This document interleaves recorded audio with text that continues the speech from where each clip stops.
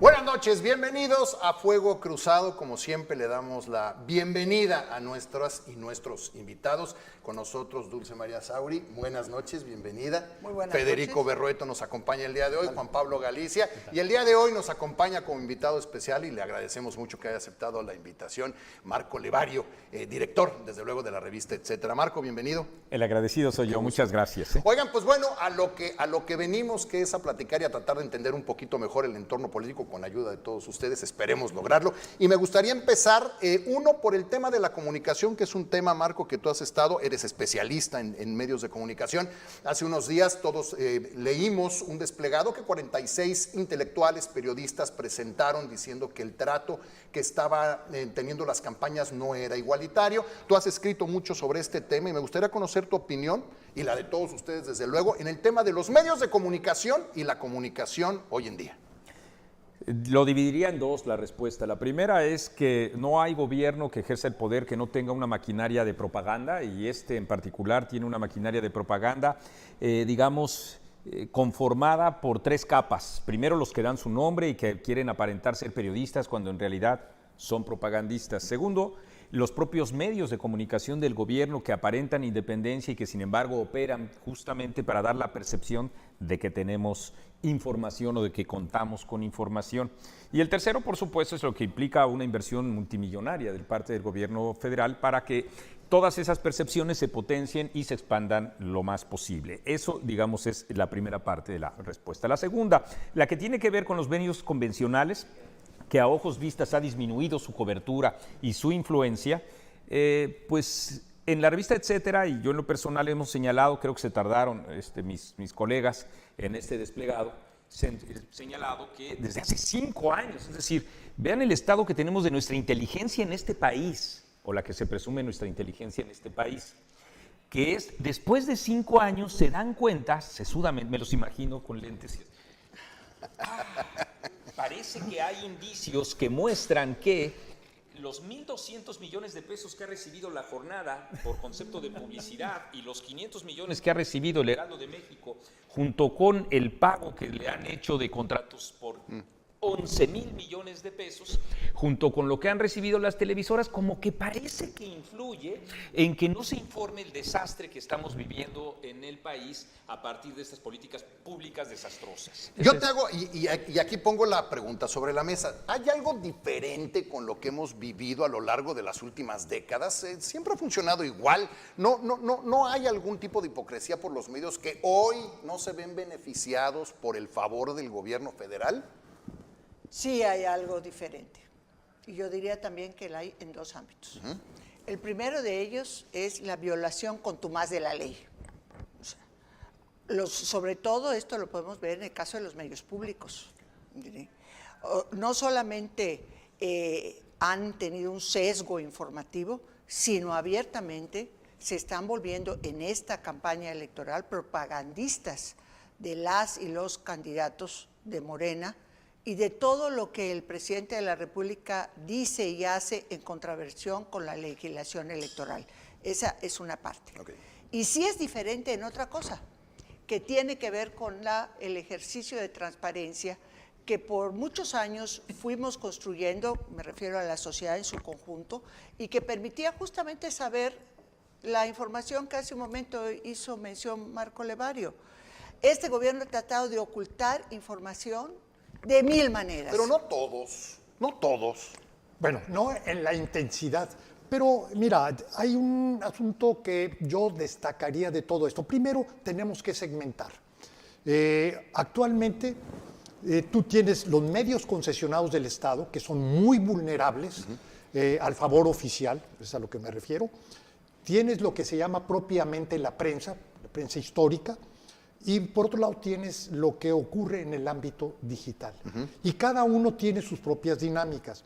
Yo lo que sí veo es que nunca hemos tenido un despliegue de propaganda en los tres espacios. Incluso ahora el gobierno tiene la desfachatez de victimizarse anticipadamente cuando el gobierno es el que más abuso ha realizado del ámbito digital. Y ahora supuestamente hay una campaña en contra de ellos, cuando está documentado esta violación reiterada. Pero sobre todas las cosas, yo destacaría lo siguiente: la violación permanente del presidente de la República en sus mañaneras, que es una violación flagrante a la ley. ¿Por qué? Porque tenemos criterios que norman cómo deben comportarse las autoridades en materia de información. Así que yo te diría, estamos ante una realidad distinta y, como bien señalas, prácticamente desde que empezó este gobierno, el desplegado llega muy, muy tarde. Juan Pablo. A mí me parece también que algo que valdría la pena apuntar es que tenemos igualmente a medios tradicionales, además de la prensa histórica, por ejemplo. Grupo Televisa recientemente sacó sus propias cifras acerca de cómo le han estado dando cobertura a la campaña presidencial en particular, y ellos lo que presumían era que le estaban dando un trato prácticamente equilibrado a tanto lo que está comunicando Claudia Sheinbaum como lo que comunica Xóchitl Gálvez, por ejemplo, y lo que comunica Jorge Álvarez Maínez en una menor medida por el tamaño del partido político respecto de las dos coaliciones. Y creo que tenemos allí, por ejemplo, esta ironía, si se puede decir de ese modo, de cómo los medios tradicionales, que durante muchísimo tiempo fueron cuestionados por darle mucha cobertura al partido en el poder, hoy se están esmerando en mostrarse como equilibrados, como neutrales, como objetivos, mientras que por el otro lado tenemos, y ahí me sumo a lo que se ha comentado también ya acá, a un presidente de la República y un gobierno federal que lo que está haciendo es, no que los anteriores no lo hayan hecho, pero por lo menos ahora a plena luz del día, están pues tratando de incidir en la agenda de los medios de comunicación y además acosando a los medios de comunicación y a los periodistas por lo que están comentando. Marco, ¿querías decir algo? Sí, esto de equidad en los medios de comunicación tradicionales y en particular en las televisoras, mis polainas, decía Héctor Suárez hace algún tiempo. ¿Por qué? Porque no es un asunto de cuantificar, se puede cuantificar en efecto 10 minutos una y otros 10 minutos la candidata y con ellos, sino es un asunto de contenidos. Y para eso vamos al registro de los hechos, que es justamente una obligación ética y profesional de los medios de comunicación.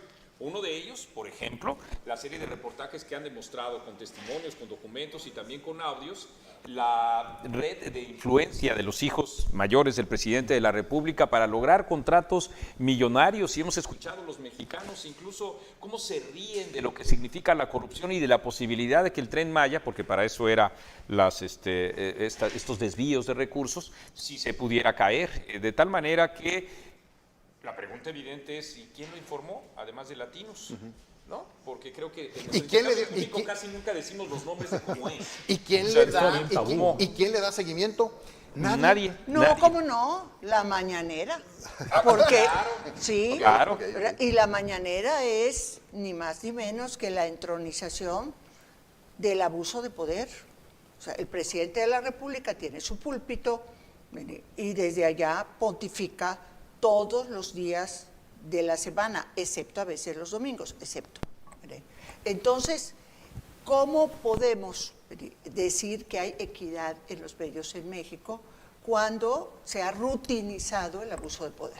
Claro. En eso mismo creo que lo que va de por medio es ese temor o esta actitud reverencial al presidente de la República, que ahí sí creo que es histórica. Nadie quiere tener pleito con el presidente. Y empezando sobre todo con las empresas, porque finalmente la libertad de expresión cobra fuerza a través de empresas. No es una persona en lo individual, aunque también la persona individual cuenta. Y qué bueno que se hayan dado casos de impugnación judicial para contener el abuso del poder presidencial. Pero lo que quiero hablar ahorita es del tema de autocensura. Cuando los medios de comunicación se inhiben de cumplir con su responsabilidad pública y que finalmente a lo que se traduce es que se vuelven propagandistas del gobierno. Creo que ese es un problema no de ahora.